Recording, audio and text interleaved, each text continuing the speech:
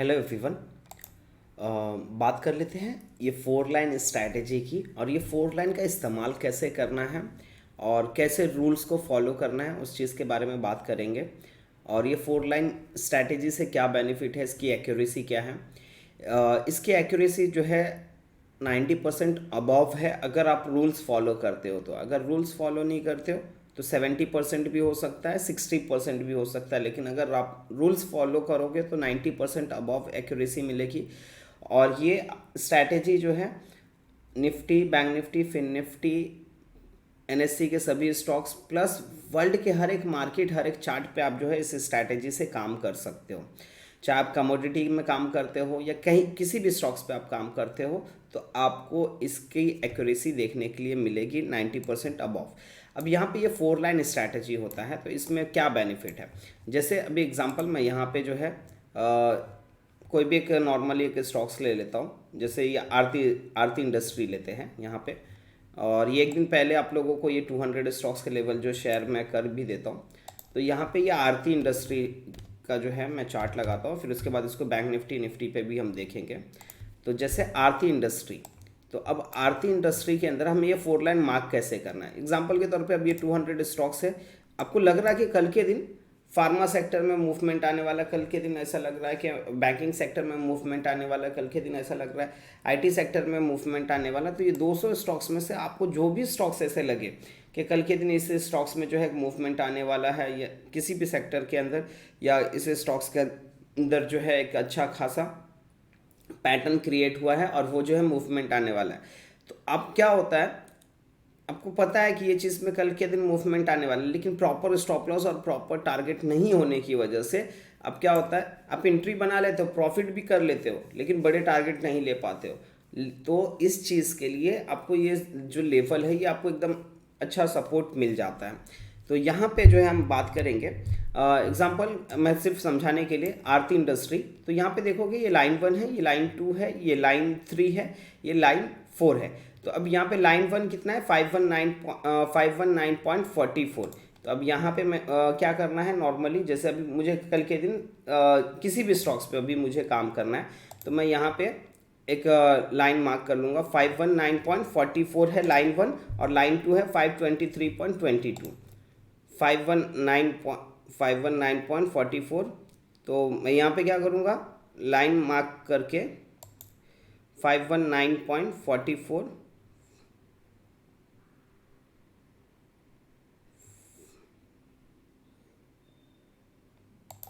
523.22, ठीक है। अब दूसरा लाइन 3 क्या है, 530.78, और लाइन 4 क्या है, 534.56, 530.78, 530। यहाँ पे मैं इसके लिए ये समझा रहा हूँ ताकि आपको जो है थोड़ा सा ये रूल समझ में आ जाए। थोड़ा सा 5-10 पैसे ऊपर की तरफ हो जाएगा ये।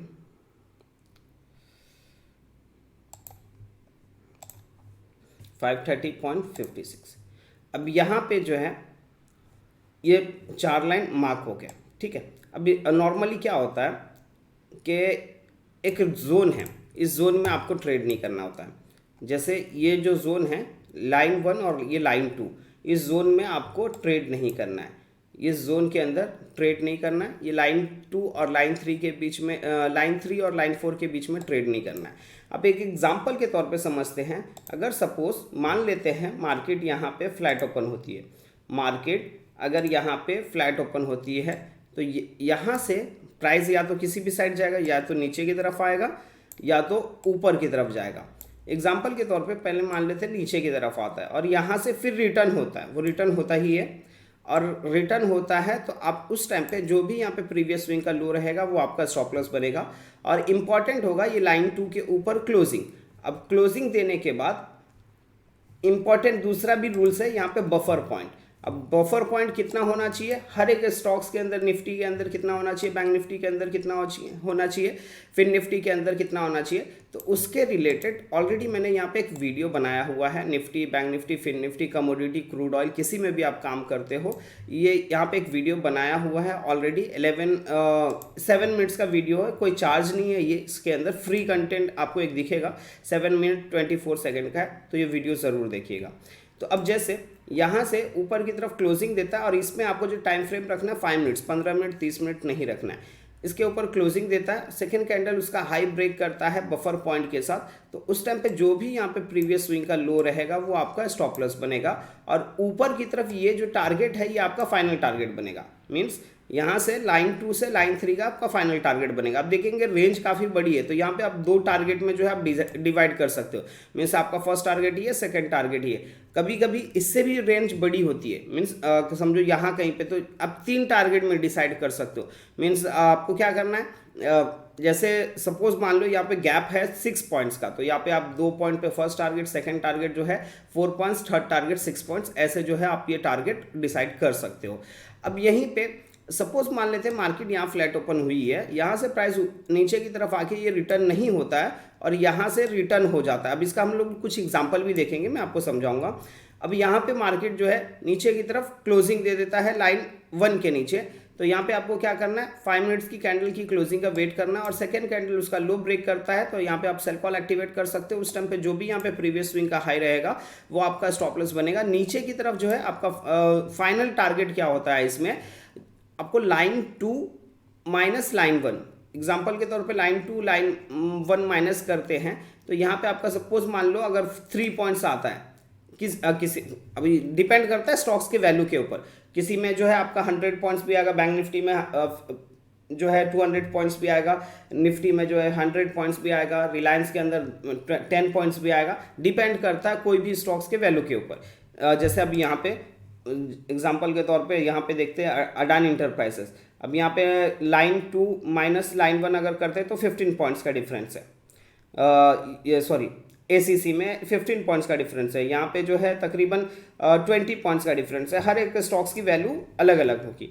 तो यहाँ पे जो है अगर सपोज मान लो लाइन 2 माइनस लाइन 1 जितने भी पॉइंट्स का डिफरेंस आएगा, तो यहाँ पे आपको क्या करना है, लाइन 2 माइनस लाइन 1 और 3 पॉइंट्स का डिफरेंस आया, तो आपका फर्स्ट टारगेट होगा 3 पॉइंट्स, सेकंड टारगेट होगा 6 पॉइंट, सेकंड टारगेट जो होगा आपका 6 पॉइंट का होगा, थर्ड टारगेट होगा 9 पॉइंट, थर्ड टारगेट होगा 9 पॉइंट, और ये 3 टारगेट में आप जो है डिसाइड करेंगे।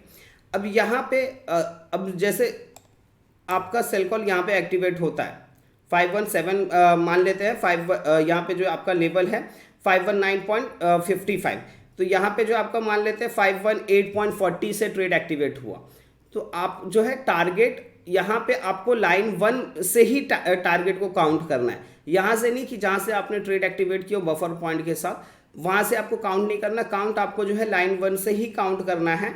क्यों वहाँ से काउंट करना है, क्योंकि हम यहाँ पे जो है स्टॉप लॉस छोटा कर रहे हैं, प्रीवियस स्विंग का हाई या लो जो है हम स्टॉप लॉस रख रहे हैं, तो यहाँ पे जो है हम स्टॉप लॉस छोटा कर ले रहे हैं, और तो हम यहाँ से जो है डिसाइड करेंगे। तो यहाँ पे हो सकता है 516.50 पे आपका जो है फर्स्ट टारगेट अचीव हो जाए, लेकिन सेकंड टारगेट जो है आपका 512.50 के आसपास हो जाए, तो इससे जो है आपको थोड़ा सा और ज़्यादा एक्यूरेसी मिल जाती है। तो अब यहाँ पे जो है आपका फर्स्ट टारगेट अचीव होने के बाद अब ट्रेल एसएल कैसे करें, इंपॉर्टेंट ये। तो जैसे ही आपका फर्स्ट टारगेट अचीव होता है, आपको क्या करना है, trail SL cost to cost पे रखना है। Second target first target achieve होने के बाद लेकिन 50% क्वांटिटी आपको बुक करना है किसी भी स्टॉक्स में। अगर आप निफ्टी में काम कर रहे हो या बैंक निफ्टी में काम कर रहे हो या स्टॉक्स में काम कर रहे हो, किसी भी में भी काम कर रहे हो, अगर आप सिंगल लॉट से हो तो आपको फर्स्ट टारगेट पे फुल्ली प्रॉफिट बुक करना है। अगर आप 2 लॉट से हो तो आपको क्या करना है, फर्स्ट टारगेट पे 50% क्वांटिटी बुक करना है। फर्स्ट टारगेट आने के बाद आपका trailing SL cost to cost हो जाएगा। सेकंड टारगेट पे जो है आपको 25% क्वांटिटी और बुक कर सकते हो, और सेकंड टारगेट आने के बाद आपको जो है थर्ड टारगेट पे जो है आपको क्या करना है, फुल्ली प्रॉफिट बुक करना है। तो सेकंड टारगेट आने के बाद फर्स्ट टारगेट पे ट्रेल एसएल हो जाएगा, और थर्ड टारगेट आने के बाद फुल्ली प्रॉफिट बुक करके एग्जिट कर देना है। ये चीज़ का खास करके आपको ध्यान रखना है। अब ये तो सिचुएशन हो गया कि अगर मार्केट फ्लैट ओपन होती है, मार्केट अगर फ्लैट ओपन होके पहले नीचे की तरफ अगर प्राइस आता है तो ये सिचुएशन हो गया ये आपका नीचे की तरफ के लिए। अब मान लो मार्केट यहाँ से प्राइस ऊपर की तरफ जाके फिर रिटर्न होता है, तो सेम सिचुएशन यहाँ पे मार्केट यहाँ से ऊपर की तरफ गया, लाइन 3 क्रॉस करता है, तो यहाँ पे आप सेल कॉल एक्टिवेट कर सकते हो। उस टाइम पे जो भी प्रीवियस स्विंग का हाई रहेगा वो आपका स्टॉप लॉस बनेगा, नीचे की तरफ इंपॉर्टेंट होगा, लाइन 3 के नीचे क्लोजिंग, और सेकंड कैंडल उसका लो ब्रेक करता है तो आप सेल कॉल एक्टिवेट कर सकते हो। उस टाइम पे जो भी प्रीवियस स्विंग का हाई रहेगा वो आपका स्टॉप लॉस बनेगा। सेम यहाँ पे नीचे की तरफ आपका जो फाइनल टारगेट बनेगा लाइन 2। अब यहाँ पे 2 टारगेट आपको डिसाइड कर सकते हो या 3 टारगेट भी डिसाइड कर सकते हो, और यहाँ पे जो है आप उस हिसाब से काम कर सकते हो। अब ये हो गया सपोज मान लेते हैं मार्केट यहाँ से प्राइस ऊपर की तरफ जाके फिर रिटर्न होता है, तो इन केस अगर यहाँ से रिटर्न नहीं होता है और लाइन 4 अगर क्रॉस कर देता है तो उस टाइम पे जो भी यहाँ पे प्रीवियस स्विंग का हाई रहेगा लो रहेगा वो आपका स्टॉप लॉस बनेगा। ऊपर की तरफ सेम यहाँ पे जैसे हम लाइन 2 माइनस लाइन 1 करके टारगेट निकाले थे, तो यहाँ पे हमें क्या करना, लाइन 4 माइनस लाइन 3।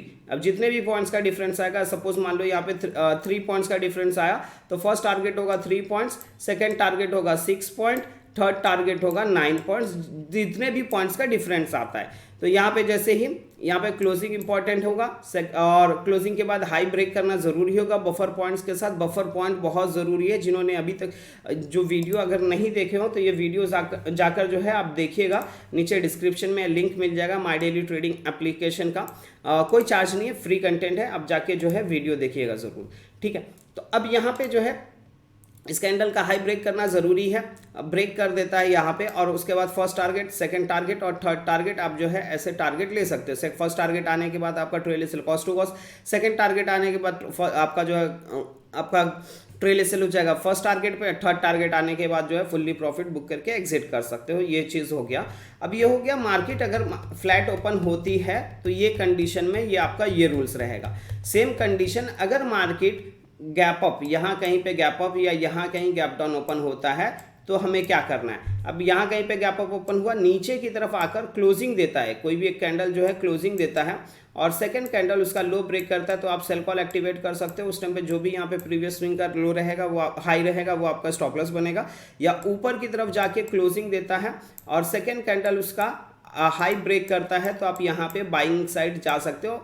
ये और बफर पॉइंट के साथ ये ब्रेक करने के बाद आप बाइंग साइड जा सकते हो। सेम सिचुएशन यहाँ पे भी, अगर यहाँ कहीं नीचे की तरफ आके क्लोजिंग देता है और फर्स्ट 5 मिनट क्लोजिंग देता है और जो है 5 मिनट्स की कैंडल का लो ब्रेक करता है, तो आप सेलिंग साइड जा सकते हो। या ऊपर की तरफ आके क्लोजिंग देता है लाइन 2 के ऊपर और सेकेंड कैंडल उसका हाई ब्रेक करता है, तो आप बाइंग साइड जो है जा सकते हो।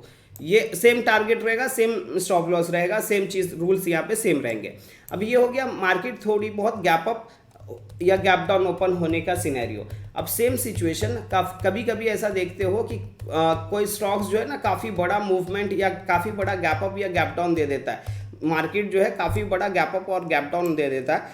तो उस सिचुएशन में क्या करना है, अगर सपोज मान लो यहाँ कहीं पे गैप डाउन ओपन हो गया, अगर यहाँ कहीं पे गैप डाउन ओपन हो गया, थोड़ी सी कैंडल की साइज़ बड़ी हो गई है लेकिन समझाने के लिए सिर्फ समझो यहाँ कहीं पे गैप डाउन ओपन हो गया और फर्स्ट 5 मिनट्स की कैंडल की क्लोजिंग का वेट करना है।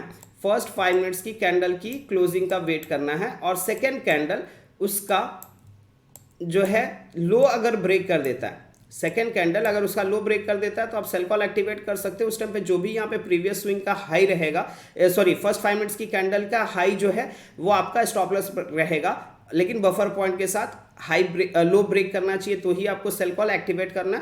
और फर्स्ट 5 मिनट्स की कैंडल के हाई के ऊपर बफर पॉइंट के साथ आप अपना स्टॉप लॉस रख के सेलिंग साइड जा सकते हो। अब सेम सिचुएशन यहाँ से अगर सपोज मान लो फर्स्ट 5 मिनट्स की कैंडल का लो ब्रेक नहीं करता और यहाँ से प्राइस ऊपर की तरफ चले आता है और यहाँ से फिर रिटर्न होता है, तो आप यहाँ पे फिर सेलिंग साइड जा सकते हो, या तो ऊपर की तरफ चले जाता है तो आप बाइंग साइड जा सकते हो। ये रूल्स हमेशा आपको फॉलो करना है।